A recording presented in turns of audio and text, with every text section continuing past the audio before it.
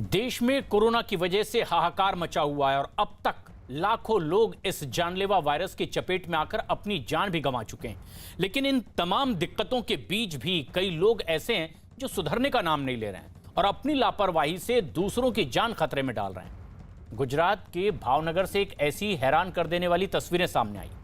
बाजार में सामान खरीदने के लिए यहां लोगों की भारी भीड़ उमड़ पड़ी। देखने में ऐसा लगा ही नहीं कि ये लोग इस बात से चिंतित हैं कि देश में कोरोना काल है। बाजार में खरीदारी करने के लिए लोगों का हुजूम दिखाई दिया। सोशल डिस्टेंसिंग भूलकर ये खरीदारी करते दिखाई दिए और ना सिर्फ सोशल डिस्टेंसिंग बल्कि दूसरे नियमों की भी ये धज्जियां उड़ा रहे थे। कई लोगों ने तो मास्क लगाना भी मुनासिब नहीं समझा। बताया जा रहा है कि ये कल की 30 मई की तस्वीर है, जब बाजार में थोड़ी रियायत के बाद बड़ी तादाद में लोग खरीदारी करने के लिए निकल गए। लेकिन उनकी ये लापरवाही कोरोना को निमंत्रण हो सकती है, इस बात से बेपरवाह बड़ी तादाद में लोग बाजारों में दिखाई दिए।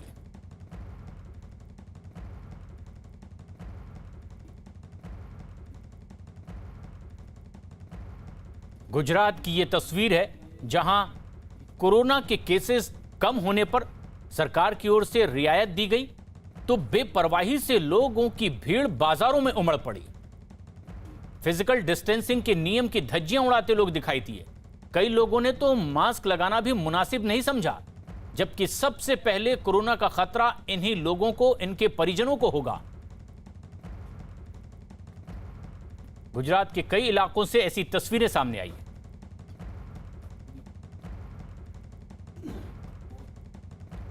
और ये वो तस्वीर जो बताती है कि शासन प्रशासन जहां कोरोना के खिलाफ लड़ाई लड़ने के लिए तमाम पाबंदियां लगा रहा है, तो मौका मिलते ही लोग खुद अपनी तरफ से लापरवाही बरतने लगते हैं, जो एक बड़ा खतरा भी है पूरे समाज के लिए।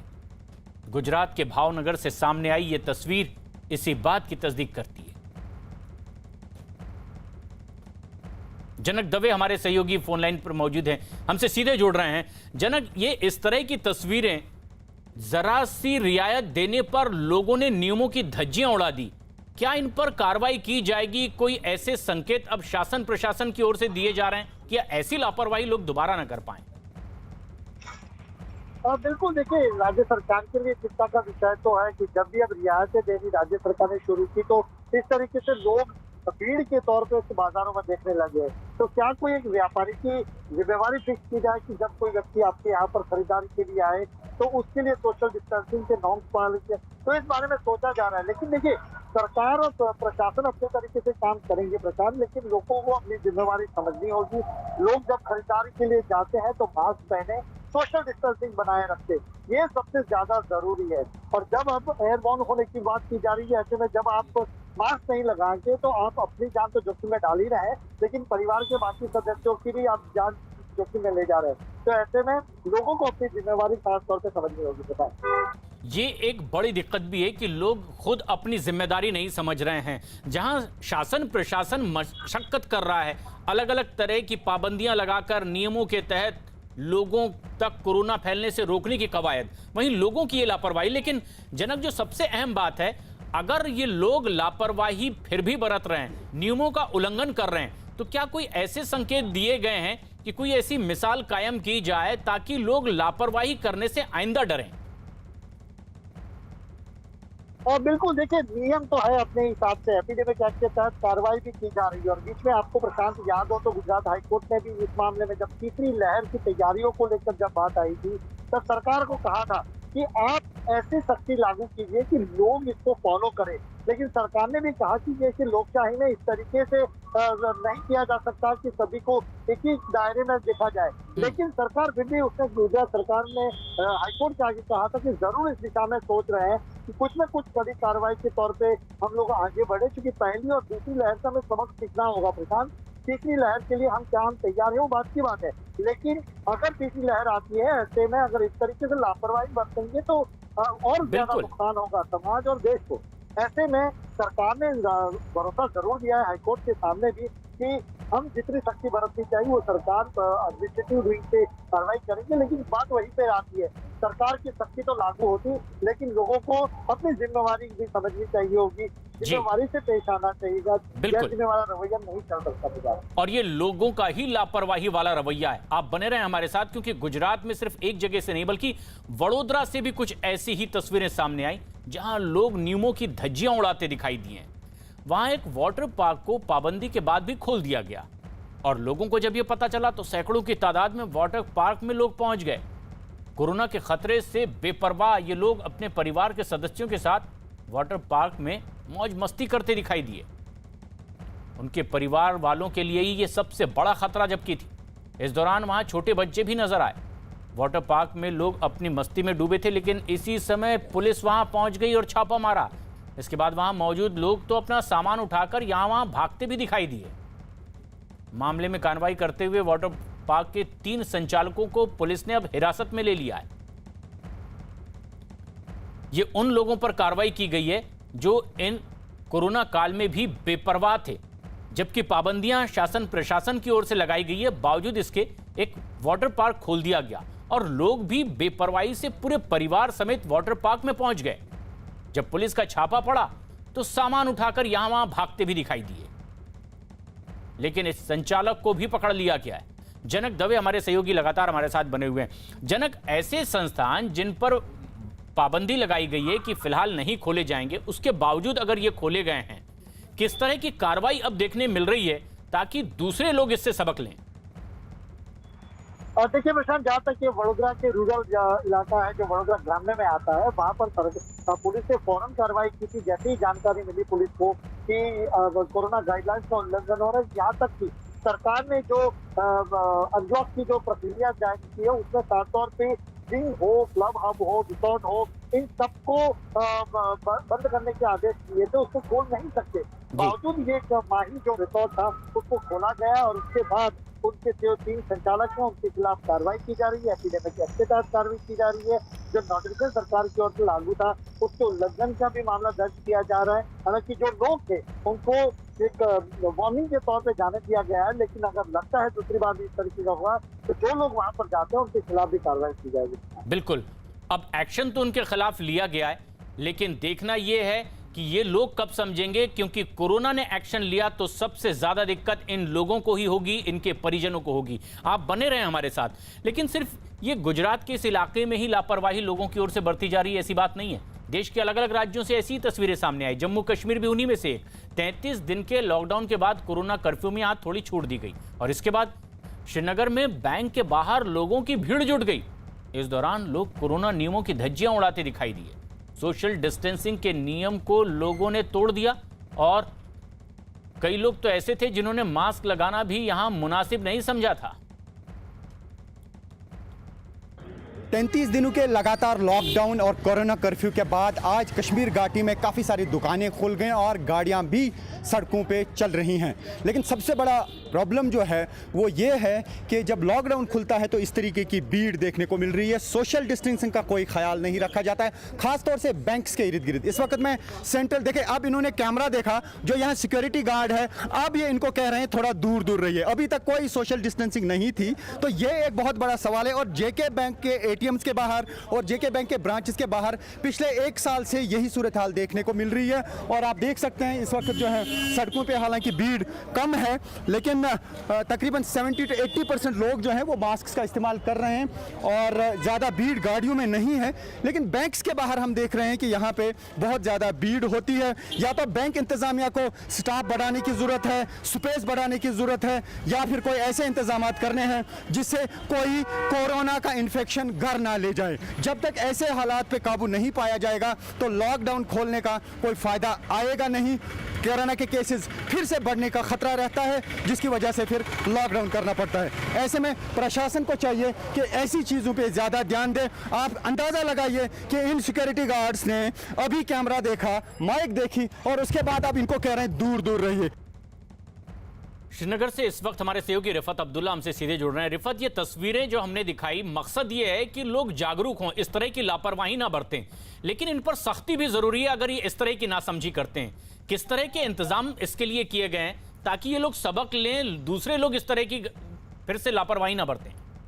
देखिए प्रशांत, इस वक्त मैं सेंट्रल कश्मीर के मागाम एरिया में हूँ। जिस तरीके से मैंने आपको रिपोर्ट पहुंचाई और दिखाया किस तरह से बैंकों के बाहर लंबी कतारों में लोग थे, इस पर काबू पाने की जरूरत है। हालांकि आज लॉकडाउन खुल गया है, दुकानें एक साइड से खुली हैं, लेफ्ट साइड से बंद है और आप देख सकते हैं बिल्कुल ट्रैफिक जो है चल रहा है, दुकानें खुली हैं, लोग चल रहे हैं। लेकिन काफी सारे लोग ऐसे भी हैं जो मास्क नहीं लगा रहे, मास्क के बगैर। यहाँ मैं आपको दिखाना चाहूंगा, देखिए लोग अब छुप रहे हैं, किसी ने मास्क नहीं लगाया। तकरीबन 8-10 लोग यहाँ पे ट्रैक्टर के साथ में हैं, लेकिन किसी ने मास्क नहीं लगाया है, जिस पे काबू पाने की जरूरत है। जो मास्क के बगैर है उनको देखिए अब मास्क लगा रहे हैं। मास्क के बगैर जितने भी लोग हैं उनको फाइन करने की जरूरत है, ताकि हम काबू पा सके कोरोना के सूरत हाल से। देखिए अगर कोरोना के केसेस बढ़ गए, फिर से लॉकडाउन होगा, आम लोगों को नुकसान होगा, गरीब जो है वो मारा जा रहा है, महंगाई ऑलरेडी बढ़ चुकी है और गरीब के लिए जीना मुश्किल हो चुका है। तो ऐसे में जरूरत है कि SOPs को मुकम्मल तौर पे फॉलो किया जाए और साथ ही वैक्सीनेशन के लिए लोग आगे आए। क्योंकि आज जिस तरीके से इससे पहले भी हमने एक रिपोर्ट दिखाई यहाँ इस एरिया से,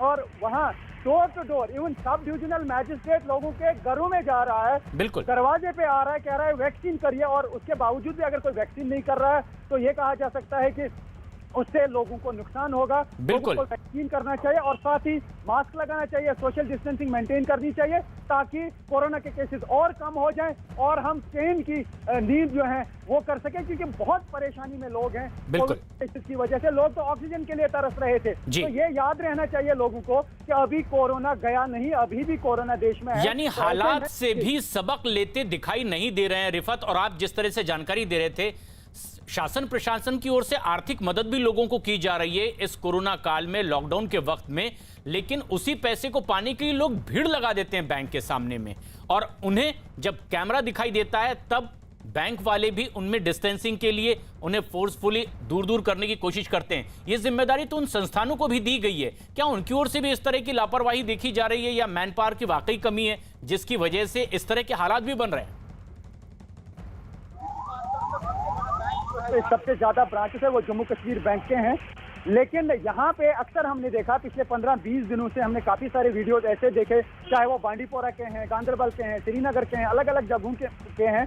बैंक के बाहर जो है लंबी लंबी कतारों में लोग हैं, वो अपना पैसा हासिल करने के लिए आते हैं, अपने पासबुक की एंट्री करने के लिए आते हैं, और जो भारत सरकार की मुख्तलिफ स्कीम्स हैं उनके जरिए जो उनको पैसा आता है बैंक में वो निकालने के लिए आते हैं। 1000 रुपए निकालने के लिए अगर कोई बंदा आता है बैंक से और उसके बाद उसको कोरोना का इन्फेक्शन हो जाता है, उसको घर में 10,000 रुपए उस पर खर्च हो जाएंगे। गरीब आदमी तो वैसे ही टूटा है इस लॉकडाउन की वजह से, उसकी और कमर टूट जाएगी। तो ऐसे में बैंक की रेस्पॉन्सिबिलिटी बनती है कि वो वहाँ पे स्टाफ बढ़ाएं, सिक्योरिटी गार्ड्स को कहें कि। और रिफत, ये बात हम सबको समझनी होगी कि अगर शासन प्रशासन की ओर से हर संभव मदद की जा रही है तो हम भी अपनी जिम्मेदारियों का पालन करें, लेकिन इस तरह से नियमों को तोड़ने से सबसे पहले हम अपनी जान आफत में डालते हैं। लेकिन ये सिर्फ जम्मू कश्मीर से नहीं बल्कि कई और दूसरे राज्यों से भी ऐसी तस्वीरें सामने आ रही है।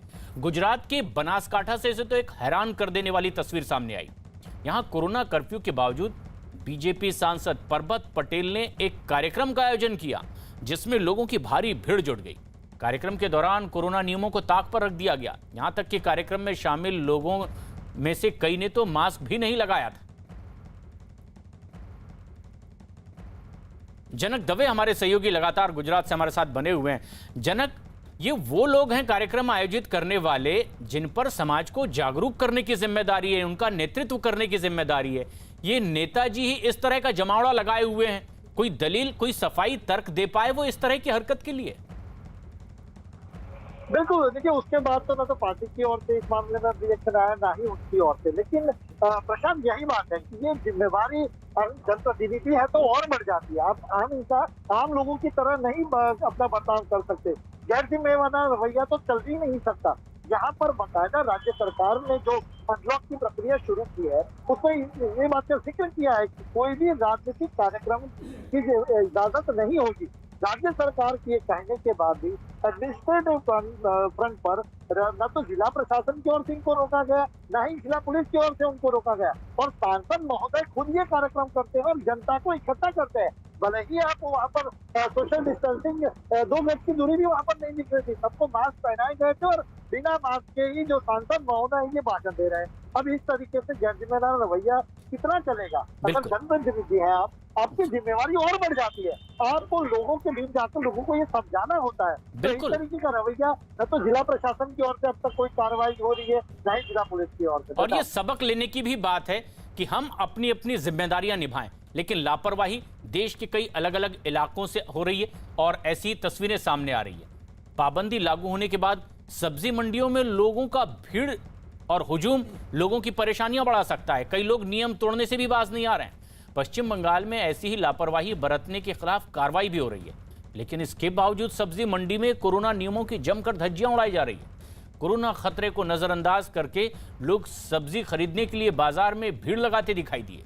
मंडी में किसी आम दिन की तरह ही चहल पहल दिखाई दी। लोगों ने सोशल डिस्टेंसिंग का नियम ही भुला दिया। कई लोग तो बगैर मास्क के ही दिखाई दिए और जब इन्हें टोका गया, पूछा गया, तो इनके पास अपनी हरकत के लिए अजीबो गरीब बहाने भी तैयार थे।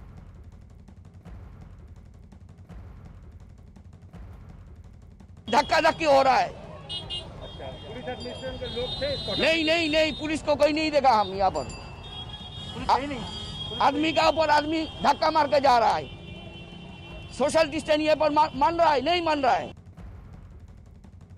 कोरोना के मामलों में कमी जरूर आई है, लेकिन इसका खतरा अभी टला नहीं है और यही वजह है कि राज्य सरकारें अब धीरे धीरे अनलॉक की प्रक्रिया शुरू कर रही है। लेकिन कुछ लोग ऐसे भी हैं जो कोरोना नियमों को तोड़ने से बाज नहीं आ रहे हैं। कुछ ऐसी तस्वीरें पंजाब के लुधियाना से सामने आई है। वहां एक सब्जी मंडी में लोगों की भारी भीड़ उमड़ी। इस दौरान लोग कोरोना नियम भी भूल गए। सोशल डिस्टेंसिंग का किसी ने ध्यान नहीं रखा और कई लोग तो ऐसे भी थे जो बगैर मास्क के ही सब्जी मंडी में घूमते नजर आए।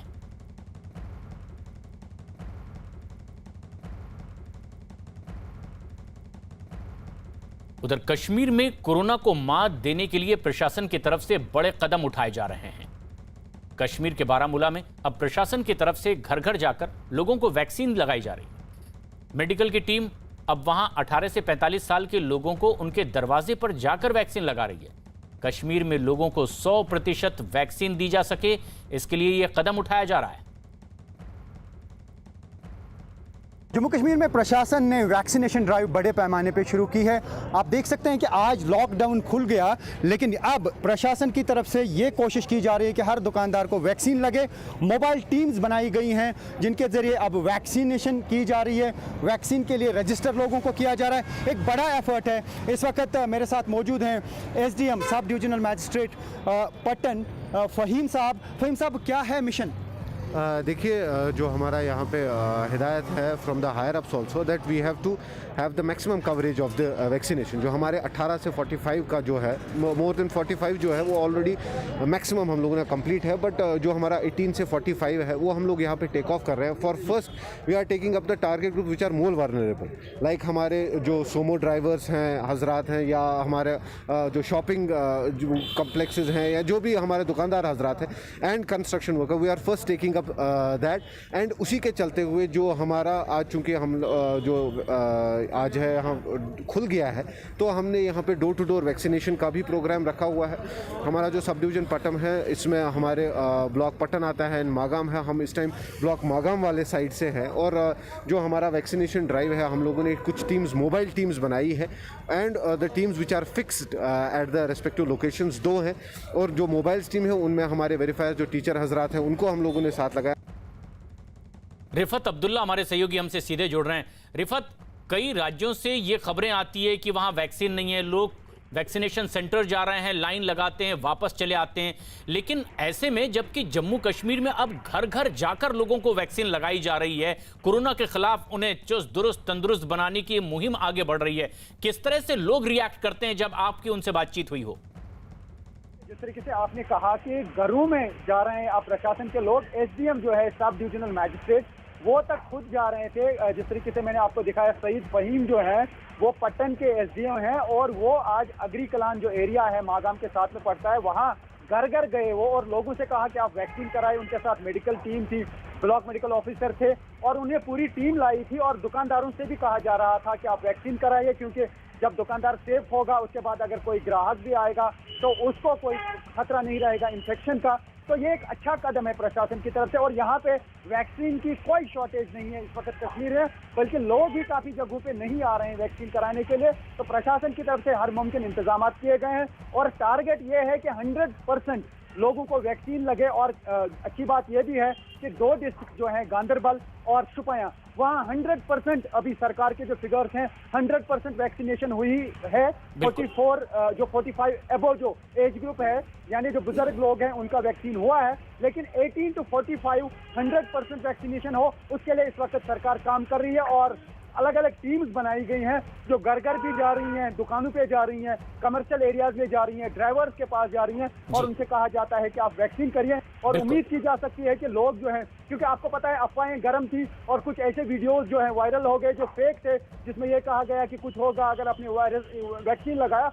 उसके बाद लोगों में हेजिटेंसी आ गई, लोगों में खौफ आ गया। लेकिन अब लगातार वीडियोस यहाँ पे लेफ्टिनेंट गवर्नर ऑफिस की तरफ से भी जारी किए जा रहे हैं, हेल्थ डिपार्टमेंट की तरफ से जारी किए जा रहे हैं और लोगों से कहा जा रहा है कि वैक्सीन बिल्कुल सेफ है, इससे आपकी सेहत और ये समझाकर उन्हें घर घर जाकर वैक्सीन लगाई जा रही है। बल्कि दूसरे राज्यों में तो वैक्सीन की कमी की बात कही जा रही है। तो निश्चित रूप से जम्मू कश्मीर में हालात काफी बेहतर, लेकिन कोरोना वैक्सीन की कमी के बीच केंद्र सरकार ने अब वैक्सीन मिक्सिंग पर काम शुरू कर दिया है। मतलब ये कि अलग अलग टीके के 2 डोज को मिलाकर भी वैक्सीन तैयार की जाएगी। और एक बड़ी खबर इस वक्त की, आईएमए की कोई मानहानि नहीं की है, योग गुरु रामदेव का यह दावा। केरल के सीएम विजयन की चिट्ठी और गैर बीजेपी शासित राज्यों को यह चिट्ठी लिखी गई है।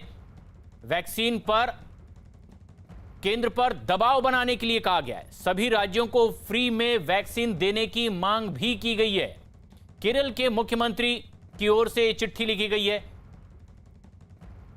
गैर बीजेपी शासित राज्यों की यह चिट्ठी वैक्सीन को लेकर केंद्र पर दबाव बनाने की मांग है। सभी राज्यों को फ्री में वैक्सीन दी जाए, इस मांग को लेकर यह चिट्ठी लिखी गई है केरल के मुख्यमंत्री की ओर से। और यह एक बात सबसे अहम है, बीजेपी शासित राज्यों को यह चिट्ठी लिखी गई, गैर बीजेपी शासित जितने भी राज्य हैं उनकी चिट्ठी। और गैर बीजेपी राज्यों को यह खत केंद्र पर दबाव बनाने की अपील की गई है। सभी राज्यों को फ्री में वैक्सीन देने की भी मांग की गई है। केरल के मुख्यमंत्री की ओर से इस तरह का पत्र लिखा गया है कि केंद्र पर दबाव बनाया जाए कि कोरोना काल में जो वैक्सीन दी जा रही है यह मुफ्त दी जाए।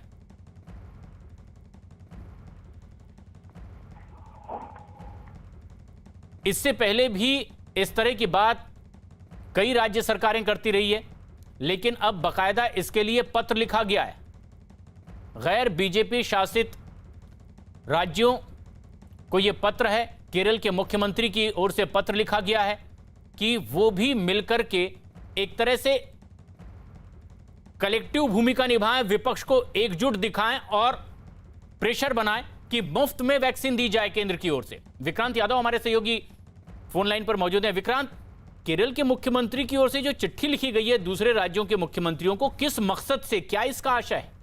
देखिए, विपक्ष को लामबंद करने की भी कोशिश है और क्योंकि विपक्षी राज्यों का ये आरोप लगातार सामने आ रहा है कि उनके यहाँ वैक्सीनेशन का काम इसलिए धीमा पड़ा है क्योंकि वैक्सीन उन्हें नहीं मिल पा रही है। इसके पीछे 2 कारण ये जो राज्य सरकारें हैं वो बता रही हैं। उनका ये कहना है कि कंपनियां उन्हें वैक्सीन उस हिसाब से नहीं दे रही हैं जितनी उनकी डिमांड है, और अगर केंद्र सरकार एकीकृत रूप से वहां से वैक्सीन ले और फिर राज्यों को बंटवारा करे जैसा 45+ में किया गया था तो ज्यादा बेहतर होगा। इसी मकसद से अब उन्होंने सभी विपक्षी मुख्यमंत्रियों को एकजुट होकर तो ये सीधे दबाव बनाने की भी एक एक्सरसाइज मानी जा सकती है। उधर अरुणाचल प्रदेश से एक हैरान कर देने वाला वीडियो सामने आया है।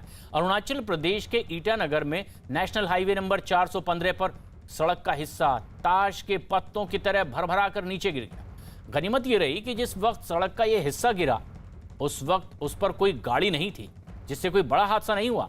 बताया जा रहा है कि ईटानगर में बीते कुछ दिनों से लगातार भारी बारिश हो रही है और इसी वजह से यह हादसा हुआ। जो सड़क टूटी वो ईटानगर से नाहरलगुन को जोड़ने वाली सड़क है और कुछ महीने पहले ही ये बनाई गई थी। नई सड़क के इस तरह टूटने के बाद इसकी क्वालिटी पर अब सवाल खड़े होने लगे हैं। ईटानगर की ये दिल दहला देने वाली तस्वीर कि वो सड़क जो कुछ दिन पहले ही बनकर तैयार हुई थी, किस तरह से टूटकर भरभरा कर नीचे धंस जाती है। लेकिन गनीमत यह रही कि जिस वक्त यह हादसा हुआ, यह सड़क नीचे टूटकर कोलैप्स हुई, तब इस पर कोई गाड़ी मौजूद नहीं थी, वरना इसकी चपेट में लोग आ सकते थे। लेकिन सबसे हैरत में डालने वाली बात यह कि ये भी पिछले दिनों ही बनकर तैयार हुई रोड है। ऐसे में क्या इसमें लापरवाही बरती गई है? इस सड़क के निर्माण में क्या लापरवाही के कारण इस तरह से हादसा हुआ है? ये सवाल भी अब खड़े होने लगे। निलॉय भट्टाचार्य हमारे सहयोगी इस वक्त फोन लाइन पर मौजूद हैं। निलॉय, ये जो हादसा हुआ है, क्या इसकी वजह मानी जा रही है? जी देखिए, ये आप जो दिख रहे हैं ये नेशनल हाईवे 415 है। ये जो दृश्य आप देख रहे हैं ये ईटानगर की आईटी पार्क के सामने, इंदिरा गांधी पार्क के सामने है। प्रेस क्लब उसके ठीक सामने ही है। यह सुबह की घटना है और यहाँ के देख सकते हैं कि वो जो नेशनल हाईवे जो बन रही है, ईटानगर जो कैपिटल है अरुणाचल प्रदेश, और जो वहाँ की ईटानगर अरुणाचल के जो अब मेन बिजनेस हब सेंटर बोल सकते हैं, नाहरलगुन, जहाँ पे एजुकेशनल इंस्टीट्यूशन है, वहाँ उस कनेक्ट करने के लिए ये नई एक बहुत एम्बिशियस प्रोजेक्ट है। नेशनल हाईवे 415 ये बन रही थी है। अब इसी हाईवे की जो गार्ड वॉल है, वो गार्ड वॉल आप देख सकते हैं किस तरीके से बारिश की वजह से ढह गया है।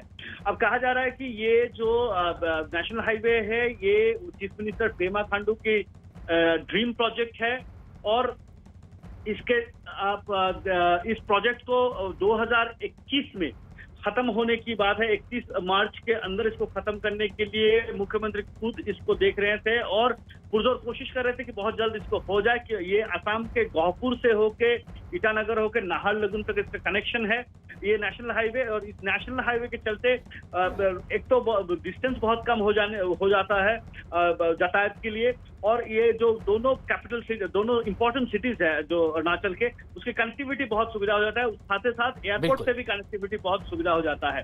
अब बारिश के वजह से अब लोग कह रहे हैं, ओपोजिशन ये भी कह रहे हैं, लोग भी कह रहे हैं कि क्योंकि बहुत जल्दी में, बहुत हेस्ट में काम किया गया है, तो इस काम में शायद कहीं ना कहीं थोड़ा सा लापरवाही शायद बरता गया है, या काम उस स्टैंडर्ड की, उस स्तर की नहीं हुआ है, जिसके वजह से आज ये हादसा हुआ। निलॉय, हम तस्वीरों में भी देख रहे हैं कि ये सड़क जो अभी अभी बनी है और बारिश में ये पूरी तरह से कोलैप्स हो जाती है। तस्वीरों में ये भी देख पा रहे हैं कि ये एक हाइट पर बनी हुई सड़क है, लेकिन क्या इस बात पर भी ध्यान दिया जा रहा है कि इसके निर्माण में कुछ बातों को नजरअंदाज किया गया है कि भविष्य में इस तरह का हादसा हो सकता है, उसके किनारे की मिट्टी नीचे खिसक सकती है, पूरी रोड कोलैप्स हो सकती है। इसलिए क्या प्राथमिक तौर पर यह बात मानी जा सकती है कि यह लापरवाही का ही नतीजा हो सकती है? जी देखिए, एक चीज मैं यहाँ कहना चाहूंगा कि अरुणाचल की जो एक टोपोग्राफी है वो कुछ इस तरीके से है कि वो मिट्टी बहुत सख्त है नहीं। हाँ। तो जिसके वजह से तवांग के जो नेशनल हाईवे बन रहा है अभी, और जहाँ पे सबसे बड़ा सुरंग भी बन रहा है एक, तो उसका काम भी बहुत धीमी गति से आगे जा रहा है, क्योंकि वहाँ लैंडस्लाइड एक अहम एक मुद्दा है जिसको नजरअंदाज आप नहीं कर सकते हैं, क्योंकि वहाँ पहाड़ों का खिसकना या मिट्टी ढह जाना बहुत आम सा बात है।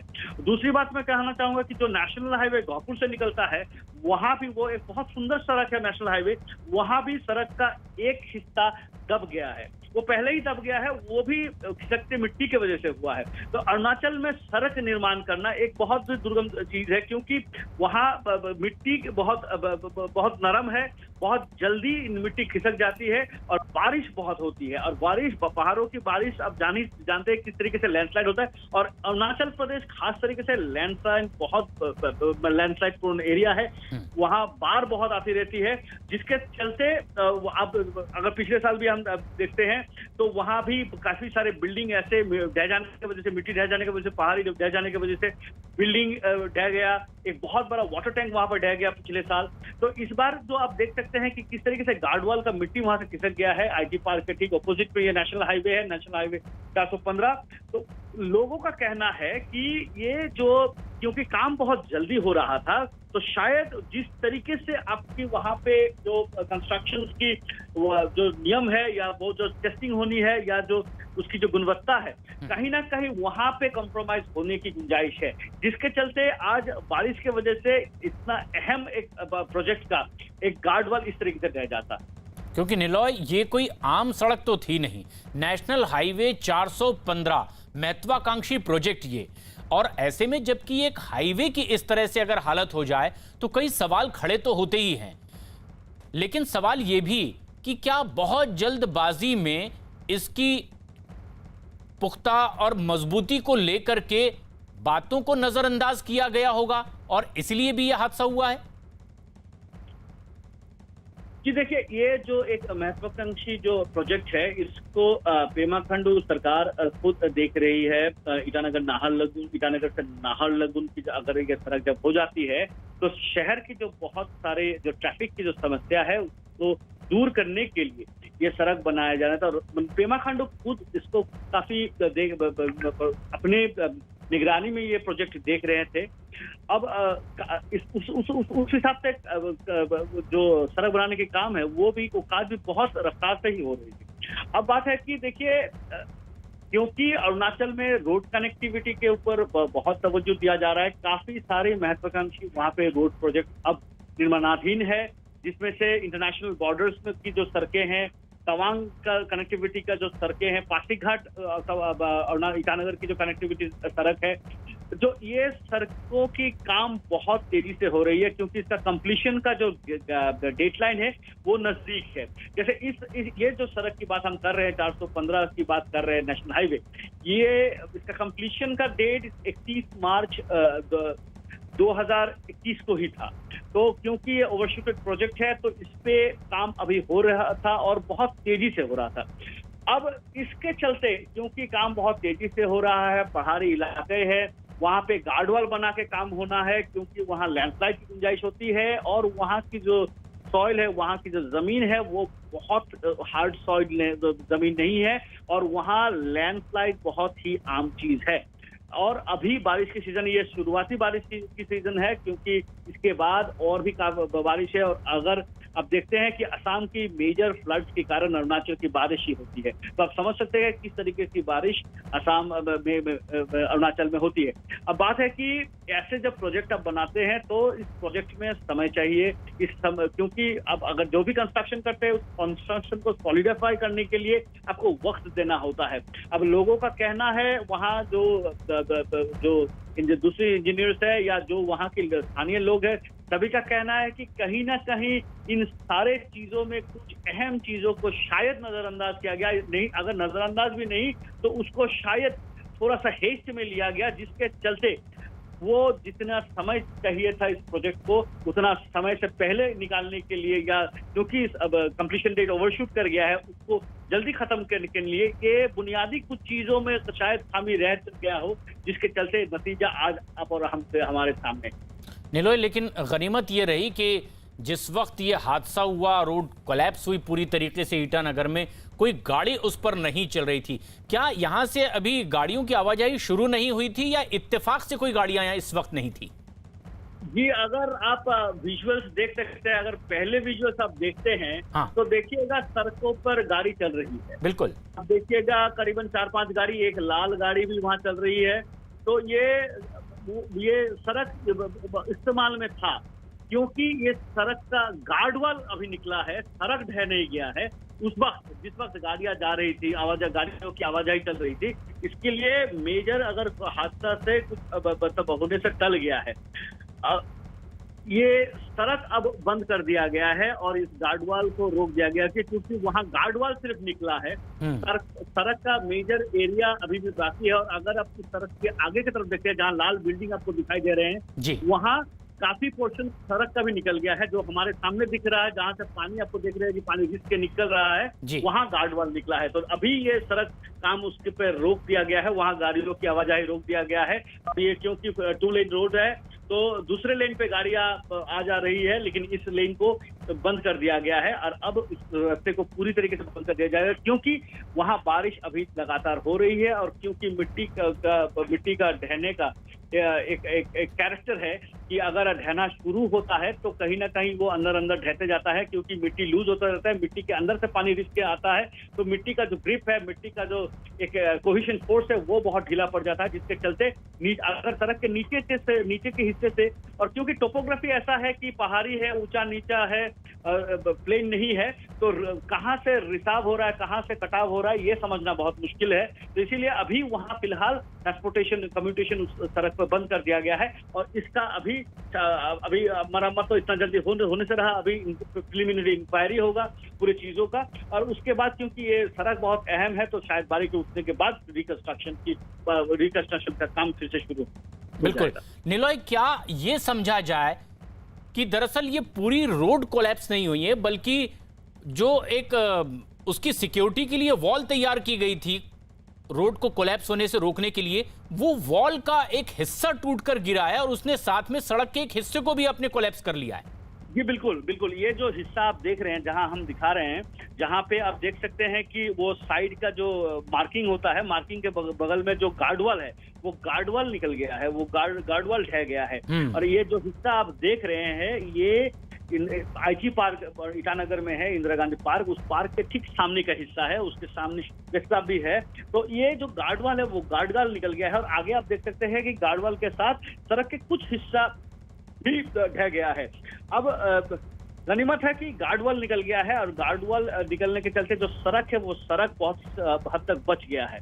अब क्योंकि अब अगर आप जिस लेन पे अगर गार्डवॉल निकला है, वो अगर दूसरी लेन देखते हैं तो दूसरी लेन के ऑपोजिट में अगर देख सकते हैं तो वहाँ टोपोग्राफी थोड़ा हाई है, वहाँ जमीन थोड़ा ऊंचा है, तो उस तरीके से उस तरफ से कुछ नहीं हुआ है, इस तरफ से हुआ है।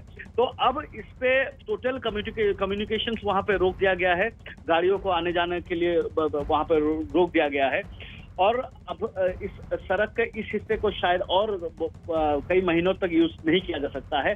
अब फर्दर कटाव, फर्दर जो ढहना है उसको रोकने के लिए अब वहाँ पे किस तरीके से काम होगा, ये देखने वाली बात है। और क्योंकि बहुत सारे सड़कें अरुणाचल में जो बीआरटीएफ देखता है, बहुत सारे लोग बॉर्डर रोड ऑर्गेनाइजेशन देखता है, लेकिन ये क्योंकि ये शायद डिफेंस के अंदर या बीआरटीओ या बॉर्डर रोड ऑर्गेनाइजेशन इस सड़क को नहीं देख रही है, तो इस पे अब सिविल इंजीनियर्स यहाँ पे काम करेंगे, और क्योंकि ये मुख्यमंत्री खुद इस प्रोजेक्ट को देख रहे हैं, तो शायद इस पे जो मरम्मत की काम है, या जो प्रोटेक्शन की काम है, या फर्दर जो रिकंस्ट्रक्शन की काम है, शायद उस पर थोड़ा सा तेजी होगा, थोड़ा सा काम बहुत रफ्तार से होगा, और इस बार शायद इन चीजों को ध्यान में रखा जाएगा। और अगर कहीं पे अगर काम में कोई कोताही, अगर जो सिक्योरिटी रीजंस के या जो कंस्ट्रक्शन की क्वालिटी है वहाँ पे अगर कोई लैप्सेस हुई है, तो शायद इंक्वायरी में ये भी सामने आएगा। लेकिन एक चीज है कि सड़क इन फ्रंटियर स्टेट्स में बहुत एक अहम कनेक्टिविटी का सोर्स है। अरुणाचल में बहुत सालों तक अच्छा सड़क नहीं था, ये पिछले 5-10 सालों में सड़क के काम, जो कंस्ट्रक्शन के काम है, उस पर तेजी आया है, और ये एक अहम कम्युनिकेशन लिंक है, क्योंकि ये पहाड़ी इलाका है, और जानते हैं क्योंकि बॉर्डरिंग चाइना है, तो यहाँ पे रोड कम्युनिकेशन एक बहुत अहम एक जरूरत है। आप डिफेंस की तरफ से भी देखें या सिविलियन की कम्युनिकेशन की वजह से भी देखें, अगर इंटीरियर लैंड के साथ मेन लैंड को जुड़ने की भी बात हो, तो ये सड़क बहुत ही अहम चीज। बिल्कुल निलॉय, तो अब देखना यह है कि ये जो सड़क का एक हिस्सा टूट के नीचे गिर गया है, कौन कौन इसके लिए जिम्मेदार होते हैं, और कुछ दिन तो यहां पर यातायात बाधित ही रहने वाला है। बात एक बार फिर कोरोना वैक्सीनेशन की। कोरोना की वैक्सीन की कमी के बीच में केंद्र सरकार ने अब वैक्सीन मिक्सिंग पर काम शुरू कर दिया है। मतलब ये कि अलग अलग टीके के 2 डोज को मिलाकर वैक्सीन तैयार किया जाएगा। ये रिसर्च किया जाएगा कि मिक्सिंग के बाद तैयार हुआ वैक्सीन कोरोना पर कितना असरदार हो सकता है। 1 महीने के अंदर ही वैक्सीन मिक्सिंग पर काम शुरू होगा, और करीब 2.5 महीने बाद इसके नतीजे भी आ जाएंगे। इसके अलावा कोविशील्ड वैक्सीन को सिंगल डोज रखने पर भी विचार किया जा रहा है। इस बात पर भी रिसर्च किया जा रहा है कि क्या कोविशील्ड वैक्सीन का सिंगल डोज कोरोना से लड़ने में असरदार होगा, पर्याप्त होगा। ऐसा इसलिए क्योंकि Johnson and Johnson, Sputnik light और कोविशील्ड वैक्सीन एक ही तरह से बने हुए हैं। जॉनसन एंड जॉनसन और Sputnik light single dose vaccine है। यही नहीं, कोरोना के टीके की किल्लत के बीच 2 महीने में भारत सरकार की रणनीति रोजाना 1 करोड़ टीकाकरण की भी है। सबसे पहले ये आश्वस्त होने की जरूरत है कि ये देखा गया है कि 2 अलग अलग वैक्सीन की डोज लग जाने से कोई सुरक्षा में कोई परेशानी नहीं है, कोई एडवर्स इवेंट्स हो रहे हो या वैक्सीन की सुरक्षित होने में कोई कमी हो, वैसा नहीं। लेकिन ये प्रोग्राम एरर है और इसमें जो चिकित्सा कर्मी और स्वास्थ्य कर्मी हैं उनको बता दिया गया है कि इस तरह की गलती आगे ना हो। जो वैक्सीन लग रही है तो कितने दिन में एंटीबॉडीज बन रही है। तो जो लोग इन्फेक्टेड थे पहले होकर ठीक हो चुके थे, उन लोगों में 7 से 10 दिनों के अंदर ही एंटीबॉडीज़ बन गई और अच्छे अमाउंट में एंटीबॉडीज़ बनी। जबकि वो लोग जो कि इन्फेक्ट नहीं थे उनमें 3 से 4 सप्ताह लगे। जो लोग रिकवर्ड हो चुके हैं उनको अगर एक ही डोज लगा दी जाए तो और 2 करोड़ के आसपास लोग रिकवर्ड हुए, तो हमारे पास लगभग 2 करोड़ वैक्सीन बचेगी जो कि हम और लोगों को दे सकते हैं। रवि सिंह हमारे सहयोगी फोनलाइन पर मौजूद हैं ज्यादा जानकारी के साथ। रवि, ये जो नया प्रयोग हो रहा है, क्या इस उम्मीद में कि 2 वैक्सीन को मिलाकर जो एक डोज तैयार होगी ये ज्यादा असरकारक हो सकती है? क्या इस उम्मीद में एक नया प्रयोग हो रहा है और कब तक इसका रिजल्ट मिलने की उम्मीद?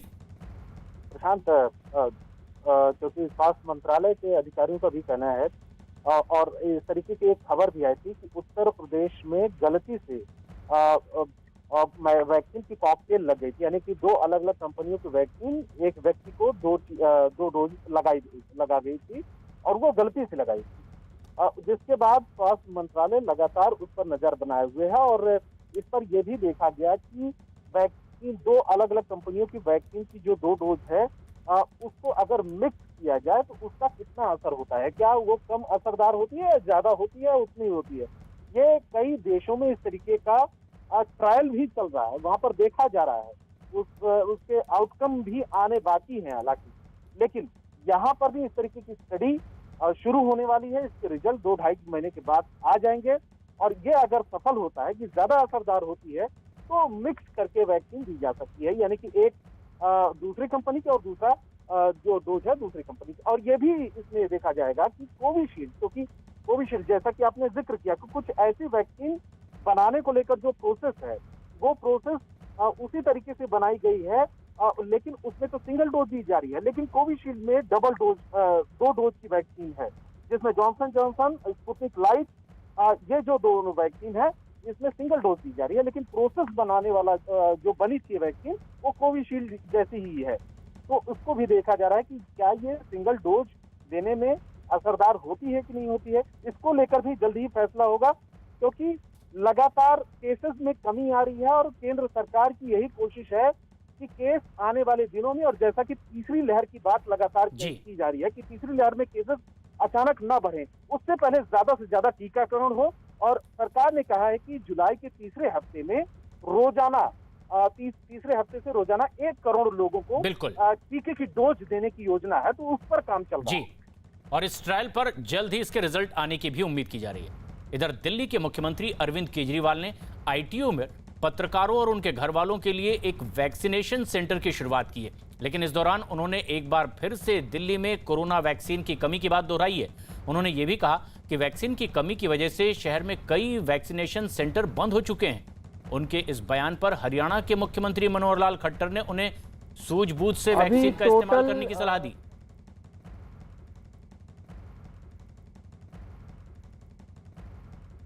आज दरअसल दिल्ली के मुख्यमंत्री अरविंद केजरीवाल और उप मुख्यमंत्री मनीष सिसोदिया एक ऐसे नए वैक्सीनेशन सेंटर में पहुंचकर उसकी शुरुआत करने गए थे जो खासतौर पर मीडिया कर्मियों के लिए, उनके परिजनों के लिए है, ताकि मीडिया कर्मियों का भी वैक्सीनेशन सुचारू रूप से हो। लेकिन एक बार फिर दिल्ली के मुख्यमंत्री ने कहा कि वैक्सीन की कमी है और इसीलिए वैक्सीनेशन की इस मुहिम में तेजी लाने की और जरूरत है। अभी टोटल पोर्टल पे 944 के करीब है, जिसमें 300 सेंट्रल गवर्नमेंट के हैं, तो 650 दिल्ली सरकार के केसेस हैं, दिल्ली वाले हॉस्पिटल्स के। तो लेकिन टीके की बहुत कमी है, परसों लगभग 1000 के करीब टीके आए थे, तो 1000 के करीब तो कुछ भी नहीं है। एक दिन में एक आदमी को 3 से 4 टीकों की ज़रूरत पड़ती है। कल कोई टीका नहीं आया, तो अभी टीकों की तो काफ़ी कमी है। वो ड्रामा करने के लिए क्या किया, कल से मेरे वैक्सीनेशन सेंटर सारे बंद। क्यों बंद? क्योंकि मुझे टीके नहीं मिले हैं। हम कहते हैं टीके तो बाकी प्रदेशों से आपको ज़्यादा मिल रहे हैं, आप जैसे बाकी प्रदेश कर रहे हैं। आज हम भी 2 लाख एक ही दिन में लगा करके अपना स्टॉक खत्म कर सकते हैं। हमको पता है कि जितना स्टॉक मिल रहा है, हम 50,000 60,000 रोज़ करेंगे तो ये काम हमारा चलता रहेगा। तो ये सूझबूझ अरविंद केजरीवाल को रखनी चाहिए। वो सूझबूझ रखने के बजाय राजनीति करने का उसका मानस है, वो करता है। और विपक्ष के लोग अगर महामारी पर भी करते हैं तो भगवान भला करे उनका। हरियाणा के मुख्यमंत्री मनोहर लाल खट्टर के नसीहत वाले बयान पर अरविंद केजरीवाल ने पलटवार किया है। अपने बयान में केजरीवाल ने कहा कि जल्दी जल्दी कोरोना का टीका लगाने से ही लोगों की जान बच सकेगी। वो मैंने कल देखा था, वो ये कह रहे थे भाई इतनी जल्दी टीके क्यों लगा रहे हैं दिल्ली वाले, तो जल्दी बंदोपाध्याय ने अपने पद से इस्तीफा दे दिया है। मुख्य सलाहकार के तौर पर अलापन बंदोपाध्याय, और खास बात यह है कि उन्होंने अपने पद से इस्तीफा दिया। ममता के मुख्य सलाहकार बने हैं अब अलापन बंदोपाध्याय। दरअसल ये लगातार विवाद के बाद एक नया घटनाक्रम सामने आया है। अब ममता बनर्जी के मुख्य सलाहकार बने हैं अलापन बंदोपाध्याय। जिस तरह से केंद्र के आदेश आए, मुख्य सचिव ने अपने पद से इस्तीफा दिया और अब ममता बनर्जी के मुख्य सलाहकार बन गए। बंगाल के मुख्य सचिव अलापन बंदोपाध्याय ने अपने पद से इस्तीफा दे दिया है और उनके इस्तीफे के बाद ममता बनर्जी ने उन्हें अपना मुख्य सलाहकार नियुक्त कर दिया है। केंद्र ने अगर उन्हें दिल्ली बुलाया तो इस पर भी वार पलटवार हुआ। उन्होंने कहा कि मशविरा नहीं किया गया, लेकिन यह विवाद उस पिछले घटनाक्रम से भी जुड़ता दिखाई दे रहा है, जब चक्रवाती तूफान के बाद दौरे पर गए थे प्रधानमंत्री नरेंद्र मोदी। आशिका सिंह हमारे सहयोगी इस वक्त हमसे सीधे जुड़ रही हैं। आशिका, ये तेजी से बदला घटनाक्रम, मुख्य सचिव ने इस्तीफा दिया और अब सीधे ममता बनर्जी के सलाहकार के तौर पर काम करेंगे। क्यों आखिर ये कदम उठाया गया, उनकी ओर से क्या बताया गया है? देखिए, आज केंद्र की तरफ से आज ही, क्योंकि सुबह 10 बजे उन्हें नॉर्थ ब्लॉक में ज्वाइन करने को कहा गया, तो जब वो नहीं गए, राज्य सरकार या फिर ये कहें कि ममता बनर्जी ने प्रधानमंत्री को चिट्ठी लिखी थी जिसका जवाब नहीं आया था, बल्कि एक शो कॉज केंद्र की तरफ से किया गया और कहा गया कल सुबह आकर के नॉर्थ ब्लॉक में ज्वाइन करेंगे जो चीफ सेक्रेटरी अलापन बंदोपाध्याय हैं। इसके बाद अब घोषणा की है ममता बनर्जी ने कि रिटायर हो गए हैं अलापन बंदोपाध्याय, एक्सटेंशन नहीं लिया और अब उन्हें चीफ सेक्रेटरी के पद पर जो है नियुक्त किया जाता है। बहुत नाराजगी जताते हुए ममता बनर्जी ने कहा है कि ये पॉलिटिकल वेंडेटा है और प्रतिशोध की राजनीति है। सभी विरोधी दल नेताओं को, मुख्यमंत्रियों को, अधिकारियों को, जो ब्यूरोक्रेट है, उनको एक साथ आकर के लड़ने की सलाह दी है ममता बनर्जी के प्रशासन। लेकिन ये एक बड़ा ही तेजी से आगे बढ़ता घटनाक्रम दिखाई दिया जब पश्चिम बंगाल और केंद्र के बीच आरोप प्रत्यारोप होता रहा। लेकिन एक जो सबसे अहम बात कि मुख्य सचिव की स्थिति को लेकर के भी ममता बनर्जी ने कई सवाल खड़े किए थे। क्या दरअसल जो बात आदेश केंद्र की ओर से आए थे उसका ये कहीं जवाब देने की भी कोशिश हुई है इनडायरेक्टली? देखिए, बिल्कुल बार बार ये कहा जा रहा है कि स्टेट पूछे बिना कंसल्टेशन के अधिकारी जो है, जो सबसे बड़े अधिकारी हैं राज्य के, उनको बुलाया जा रहा है, कारण भी नहीं बताया गया है। तो ये बार बार सवाल उठाया जा रहा है ममता बनर्जी की तरफ से। और दूसरी तरफ आज जो है ये बड़ा कदम खुद, जैसा कि ममता बनर्जी ने बताया, उन्होंने ही रिटायर और साथ ही साथ ममता बनर्जी ने ये कोविड की के मद्देनजर उपाध्याय की सेवा है, इसकी वजह से ये सबसे अहम बात भी है कि आखिर अपने पद से इस्तीफा देकर ममता बनर्जी के प्रमुख सलाहकार बन गए हैं। लेकिन जो सबसे खास बात है वो ये कि उन्हें दिल्ली बुलाया गया था और वो नहीं पहुंचे हैं। जो बड़ा सवाल है वो ये कि क्या डीओपीटी एक्शन लेने की तैयारी में था और इस तरह की किसी भी कार्रवाई से बचने के लिए अब एक नया कदम उठा लिया गया कि इससे पहले कि कोई एक्शन हो हम ही कोई नया कदम उठाएं। और क्या उसी कड़ी में उठाया गया कदम है? ममता बनर्जी क्या सीधे भिड़ती दिखाई दे रही हैं केंद्र से? आशिका, जो सबसे खास बात है कि अगर केंद्र की ओर से बुलाया गया बंदोपाध्याय को, वो नहीं पहुंचे वक्त पर भी, क्या उन्हें लग रहा था कि डीओपीटी अब एक्शन की तैयारी में है तो उससे पहले ही कोई कदम उठा लिया जाए? बिल्कुल, देखिए इसके पहले भी हमेशा आक्रामक रवैये में रहने वाली ममता बनर्जी ने शुक्रवार को जो प्रेस कॉन्फ्रेंस की थी, मैं याद दिला दूं, जिस दिन ये चिट्ठी आई थी, तो उन्होंने ये कहा था कि मैं अपील करती हूं केंद्र से, ना कि उन्होंने अड़ियल शब्दों में ये कहा था कि मैं जाने नहीं दूंगी इस अधिकारी को। उसके बाद आज जो चिट्ठी लिखी है उसमें ये कहा गया है कि रिलीव नहीं किया जा सकता और मैं फिर अपील करती हूँ कि सेंटर अपने इस निर्णय को वापस ले। जब शो कॉज केंद्र की तरफ से आज फिर एक चिट्ठी आई, ज्वाइन नहीं किया आलापन बंदोपाध्याय ने, नबान्नो में अपने दफ्तर में नजर आए, तो उन्हें एक चिट्ठी भेजकर शो कॉज करते हुए ये कहा गया कि कल सुबह किसी भी हाल में वो आकर के ज्वाइन करें, तब जाकर के ये कदम उठाया गया है।